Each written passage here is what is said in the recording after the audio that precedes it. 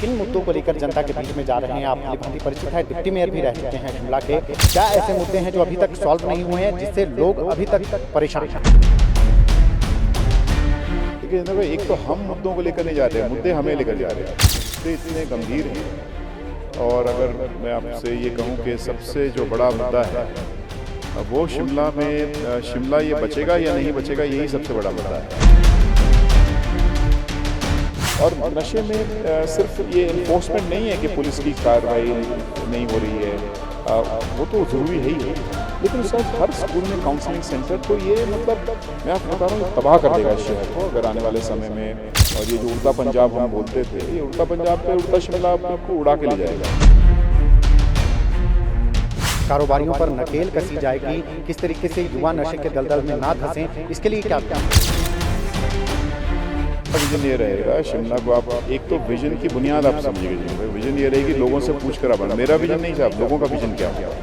लोगों का विजन ये होगा, मतलब हम जो जान रहे हैं कि शिमला शहर रहने लायक चाहिए, गरीबों के लिए, सबके लिए रहने लायक चाहिए। तो टूरिज्म को अट्रैक्ट करना, ये विजन यहाँ पर होना चाहिए, जिससे यहाँ पर रोजगार ज़्यादा सृजित करवा सके। क्योंकि नशे में भी अगर आप देखेंगे, जो पिछले कल अखबारों में खबर आई है, अनएम्प्लॉयमेंट सबसे बड़ा कारण। लोगों को शामिल करके योजना बननी है, चाहे वो टूरिज्म हो, चाहे वो ब्यूटिफिकेशन हो, चाहे वो लोगों के रहने के लायक जगह हो, नहीं तो शिमला ये टिकाऊ नहीं होगा। नमस्कार, हिमाचल का दंगल में आपका स्वागत है। दैनिक सवेरा टीवी में मैं गजेंद्र शर्मा शिमला से आपके साथ जुड़ा हूं अभी। और जैसा कि हम आपको जितने भी प्रत्याशी हैं शिमला शहर के और अन्य जहां से प्रत्याशी हैं विभिन्न पार्टियों के, उनसे आपको रूबरू करवा रहे हैं क्या उनका विजन है शिमला शहर को लेकर, प्रदेश को लेकर, जहां से भी वो क्षेत्र से, जिस क्षेत्र से प्रत्याशी हैं उनकी राय हम जान रहे हैं।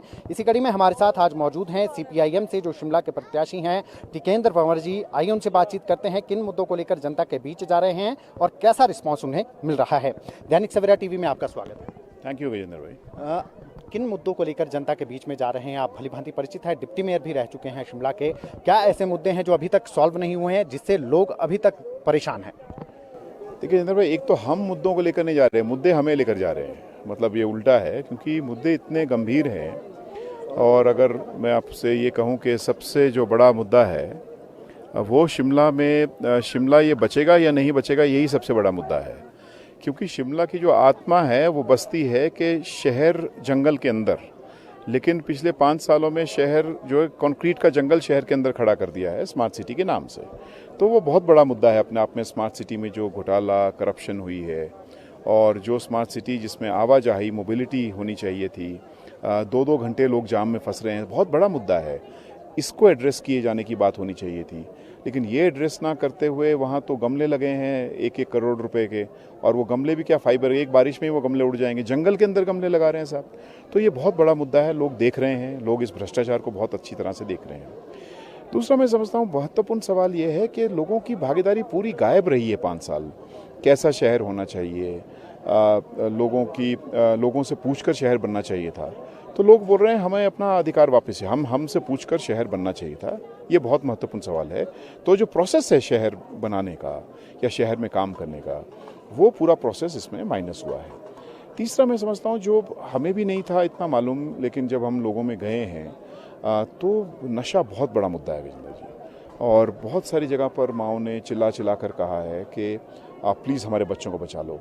कुछ तो ऑलरेडी चपेट में आ गए हैं, और उनका ये भी कहना था कि राजनीतिक संरक्षण से ये हो रहा है। और आप देख ही सकते हैं माहौल क्या है। मैं पिछले कल चुनाव से वापस जा रहा था, मैं आपको बता सकता हूँ ये शराब बंटनी शुरू हो गई है, और आप अच्छी तरह जानते हैं कौन ये शराब बांट रहे हैं। तो ये नशा बहुत बड़ा मुद्दा है। और नशे में सिर्फ ये इन्फोर्समेंट नहीं है कि पुलिस की कार्रवाई नहीं हो रही है, वो तो ज़रूरी है ही है, लेकिन उसके साथ हर स्कूल में काउंसलिंग सेंटर, तो ये मतलब मैं आपको बता रहा हूँ ये तबाह कर देगा इस शहर को अगर आने वाले समय में। और ये जो उड़ता पंजाब हम बोलते थे, ये उड़ता पंजाब तो उड़ता शिमला बिल्कुल उड़ा के ले जाएगा। तो ये मैं समझता हूँ बहुत ही इंपॉर्टेंट सवाल है आज 3 अगर आप मेरे से पूछेंगे। लेकिन आपका विजन क्या रहेगा, किस तरीके से जो नशा की, जिस तरीके से आप बात कर रहे हैं कि शिमला का युवा नशे की गर्त में जा रहा है, आपका क्या विजन रहेगा? किस तरीके से नशे के कारोबारियों पर नकेल कसी जाएगी, किस तरीके से युवा नशे के दलदल में ना धंसें, इसके लिए क्या विजन रहेगा? देखिए साहब, हमारा विजन ये रहेगा शिमला को आप एक तो विजन की बुनियाद आप समझिएगा भाई। विजन ये रहेगी लोगों से पूछ कर बना। मेरा विजन नहीं साहब, लोगों का विजन क्या होगा। लोगों का विजन ये होगा, मतलब हम जो जान रहे हैं कि शिमला शहर रहने लायक होना चाहिए, गरीबों के लिए, सबके लिए रहने लायक होना चाहिए। उसमें पोल्यूशन जो आज हालत है वो क्या होगी। अभी जाखू जाते यार 500 रुपये लगता है यार जाखू का, मतलब ये 50 रुपये होना चाहिए। तो टूरिज्म को अट्रैक्ट करना, ये विजन यहाँ पर होना चाहिए, जिससे यहाँ पर रोज़गार ज़्यादा सृजित करवा सके। क्योंकि नशे में भी अगर आप देखेंगे, जो पिछले कल अखबारों में खबर आई है, अनएम्प्लॉयमेंट सबसे बड़ा कारण है। तो आप कैसे एम्प्लॉय करेंगे, कैसे आप एम्प्लॉयमेंट जनरेट करेंगे, ये महत्वपूर्ण सवाल है। और उसके एवेन्यूज़ ऐसा नहीं कि नहीं हो सकता है, आप किस तरह से बिल्ड कर रहे हो। आप क्या सारा जो टेक्नोलॉजी के आधार पर ही यहाँ पर डेवलपमेंट करोगे, या आप लोगों के आधार पर डेवलपमेंट करोगे, तो बहुत सारी आप एम्प्लॉयमेंट यहाँ पर जनरेट कर सकते हो। और सबसे जो पानी का जो बड़ा महत्वपूर्ण सवाल है, आज पानी के बिल लोगों के हज़ारों में आ रहे हैं, तो ये पानी जो कंपनी बनाकर आज शहर चला रहे हैं, ये तो नहीं चल सकता सर। आप ही के समय में पानी को लेकर जो योजना गुम्मा से आई थी, उसकी रिपेयर भी हुई थी, उसका सारा स्वरूप देखा गया था। क्या हम इतने सक्षम नहीं है, इतना पानी नहीं आ रहा है शहर में कि लोगों को जो है हर रोज़ पानी मिल सके, 24 घंटे पानी उनके नल में मिल सके। 50 mld तक शिमला में पानी आ रहा है आज के समय में, जो आपके समय में 40 mld होता था। फिर भी क्या कहना है इस बार? देखिए गजेंद्र साहब, मैं आपको मतलब एक फिगर बता रहा हूँ, आप सुन के शॉकिंग होगी। जब हम छोड़कर गए थे तो म्यूनसिपल 2017 में ये घर हम कोई 7-8 हज़ार करोड़ रुपए छोड़ कर गए थे, जिसमें स्मार्ट सिटी थी और पानी महत्वपूर्ण था। और पानी में भी जो आप जैसा आप कह रहे हैं 24 घंटा पानी होना चाहिए था। अभी तक प्रोजेक्ट खत्म हो जाना चाहिए था अभी तक उन्होंने लिफ्टिंग भी शुरू नहीं की है, अभी तक उन्होंने लैंड भी पूरी एक्वायर नहीं की है। तो आप सोचिए क्या होगा जो सतलुज से एडिशनल पानी आना है। और अब ये देखिए, पानी यहाँ का, लोग यहाँ के, तो खुद कॉरपोरेशन को करना चाहिए था ना, वो कंपनी बनाकर, और अब फॉरेन की कंपनी को देने की तैयारी हो रही है। तो ये आप मानिए अगला 10-15 साल तबाही की तरफ हम जा रहे हैं शिमला में। ये शहर इस तरह से टिक नहीं सकता है। और सबसे बड़ी बात, जैसे हम बाजार में घूम रहे हैं तो बहुत सारे लोगों ने कहा यार लेबर के बारे में क्या है, लेबर हॉस्टल एक भी नहीं बना है। यहाँ बड़ी मात्रा में करीब 25-30% लोग तो ऐसे हैं जो डेली के आधार पर है, उनके लिए लेबर हॉस्टल बहुत इंपॉर्टेंट है। और जो वृद्ध हैं, आज 20% से ज़्यादा आबादी यहाँ पर वो है जो कि 60 साल से ऊपर की है। आप सोचते हैं वो कृष्णनगर में रह रहे हैं या नाबा में जो रह रहे हैं वो यहाँ मतलब आ सकते हैं। तो मुझे एस्केलेटर लगने पूछना चाहिए ना स्मार्ट सिटी में। ये मुझे लगता है विजन यहाँ पर होगा, बेहतर शिमला हो जिसमें इंफ्रास्ट्रक्चर हो, जो इंफ्रास्ट्रक्चर लोगों के लिए हो, लेकिन जिसकी स्पिरिट जो है ना वो शिमला पर आधारित हो। और स्पिरिट ये है कि ये ग्रीन हो, फुटप्रिंट कम हो, पैदल चलने के लिए ज़्यादा रास्ते बने। मतलब आप तो डंगे लगा रहे हो यार, मतलब जो डंगे पुराने पत्थर के हैं जो ज़्यादा अच्छे हैं। देखिए मैं आपको विज्ञान से एक चीज़ समझाता हूँ कि जो डंगे पत्थर के हैं जिसमें वो घास, जिसको मॉसेस, लाइचन्स बोलते हैं, ये जो उगता है ये क्लाइमेट के हिसाब से बेटर है क्योंकि ये हीट एब्जॉर्ब करता है। आप देखिए थोड़ा कंक्रीट वॉल जो इन्होंने लगाई है वो तो हीट रेडिएट कर रहा है। शिमला में आपने हीट आइलैंड इफेक्ट सुने थे, अभी हीट आइलैंड इफेक्ट हो रहा है। तो ये तो तबाही है साहब, शिमला इस तरह से नहीं बच सकता है। एक और समस्या जो लोगों की है, एनजीटी एक बहुत बड़ी समस्या बन गया है लोगों के लिए कि 2.5 मंजिल से ऊपर भवन नहीं बना सकते। लोगों ने बहुत पहले से जो है ज़मीनें खरीद के रखी हैं लेकिन बना नहीं पा रहे हैं। अब 4 भाइयों ने ज़मीन एक टुकड़ा खरीदा है, उसमें 2.5 मंजिल अगर बनाएगा तो कैसे 4 परिवार उसमें रहेंगे। ये लोगों की सबसे बड़ी परेशानी बन गई है। इसको लेकर क्या? देखिए गजेंद्र साहब, उसमें एनजीटी ने जो कहा है हम पहले से ही कह रहे थे। हमने इसलिए कहा कि आप ये जो अपनी गुजरात की कंपनी, ना जाने बीजेपी की कंपनी थी या गुजरात की कंपनी थी, जिससे आप शिमला डेवलपमेंट प्लान बना रहे हो, ये बोगस प्लान है। क्यों? क्योंकि एक बात प्राइमरी है, जहां हम रिज पे खड़े हैं, अगर इसका आप कैचमेंट देखेंगे, जो पानी उस तरफ पड़ेगा आपके बैक साइड में, वो पानी जाता है गैंजेटिक बेसिन में। जो पानी मेरे पीछे पड़ेगा वो जाएगा इंडस। बड़ी कमाल की चीज़ है। तो यहाँ की बिना जियोलॉजिकल स्टडी यहाँ होना चाहिए था सेक्टोरल जोनल प्लान, एक मास्टर प्लान नहीं हो सकता है। तो हर जोन पे, क्योंकि हर जोन की क्षमता पे आधार पर, तो आप जियोलॉजिस्ट के आधार पर आप बोलते हैं ना, मान लीजिए कहीं पर आप मान सकते हो 2.5 मंजिल, जैसे नॉर्थ वेस्ट साइड है, आप इक्वेटर के नॉर्थ में हो, तो नॉर्थ वेस्ट जो होगा वहाँ पर आपकी क्षमता नहीं है, वो बाहर से सके, मान सकते हैं, इससे वल्नरेबिलिटी ज़्यादा है। लेकिन जो साउथ ईस्ट साइड है वहाँ तो आप ज़्यादा कर सकते हो। अभी हाई कोर्ट है 13 मंजिल है, टिक रहा है ना। तो ये जो पैरानोया है, मतलब ये जो पागलपन है हाइट को लेकर, लेकिन प्रॉब्लम ये है कि वो तो गुजरात की कंपनी ने तय कर दिया ना, उस पर कोई साइंटिफिक बेसिस होना चाहिए था।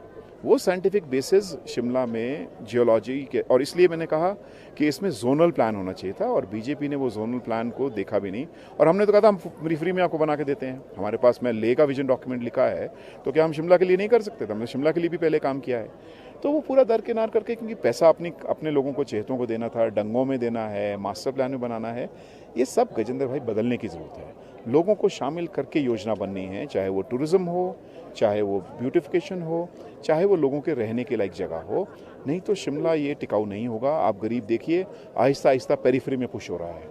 कोर शिमला किसी के पास हो रहा है और जो गरीब है वो यहाँ से 20 किलोमीटर 25 किलोमीटर दूर अपना आशियाना ढूंढ रहा है, शहर में नहीं रह पा रहा है। लेकिन सरकारें तो कह रही है कि हमने तो आजीविका भवन बना दिया है, एस्केलेटर का काम शुरू हो गया है, कई चीज़ें शुरू हो रही हैं स्मार्ट सिटी में। सिटी खत्म हो गई।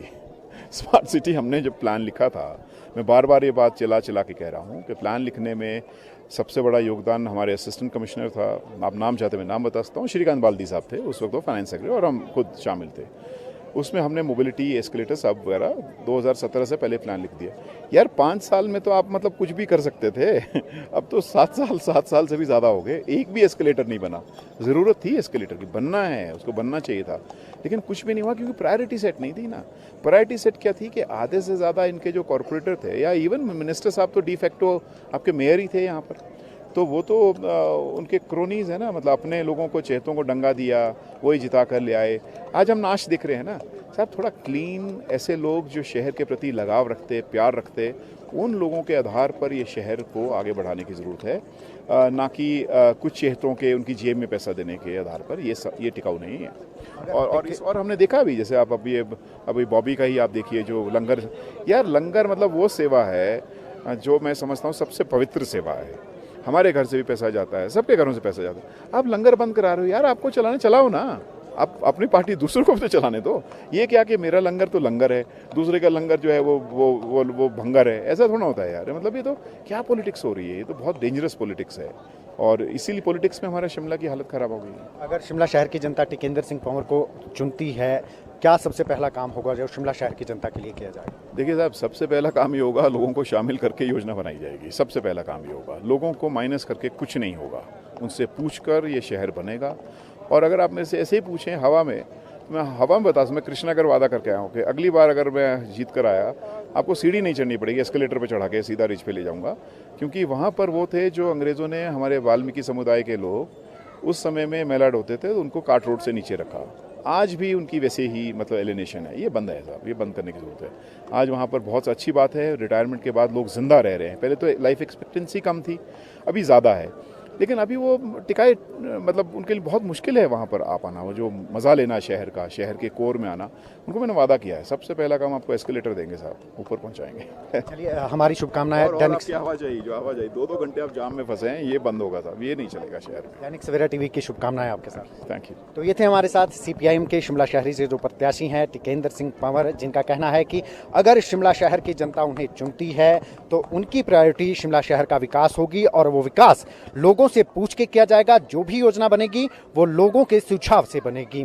दैनिक सवेरा टीवी से जुड़े रहिए आप, और भी प्रत्याशियों से आपको मिलवाते रहेंगे। इजाजत दीजिए अभी के लिए।